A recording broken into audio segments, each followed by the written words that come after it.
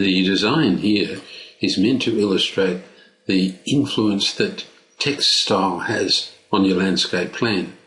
What I've done here is to put pieces of text in the drawing.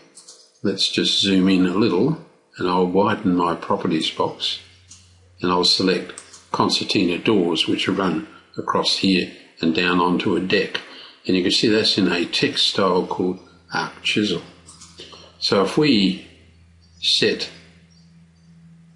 our text style to Arc Chisel and make that current, and notice that the height of that has been set at 200, and we say, we'll label this area here deck, we say draw text, single line text, and we type, put caps lock on and type deck, and we make sure that specifying on screen and specify the rotation angle on screen are not checked. So in other words, we take those off.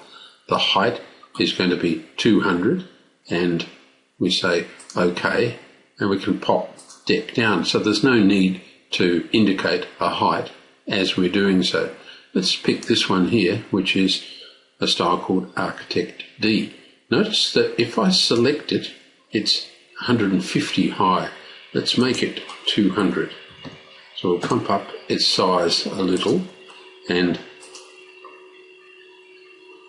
the height of concertina doors and the height of deck, both the same height, they're all 200. So as this piece of text, and that piece of text are all 200 units high. So the font choice will influence your height. Here's another one over here, which is 200, and that's in a font called Architecture. So it's very much smaller. So most people will, of course, settle on one or possibly two text styles when they're working. So your chosen text style is going to influence things. But as well as that, the way you handle, let's draw text again, single line text, we'll just say test for the moment. If you tick that specify on screen and specify rotation on screen, watch what happens. As we bring in there, we can indicate the height. And that's how gCADPlus will work by default. So can you see that you have, and there's the angle as well, and you have to hit enter. So learning to control those text settings as you are labeling is terribly important and can cut down on drafting time. What I've done over here on the right is put a whole series of sort of hand-lettered fonts that are available to you, and I've put them all in at exactly the same height. They're all 200 units high.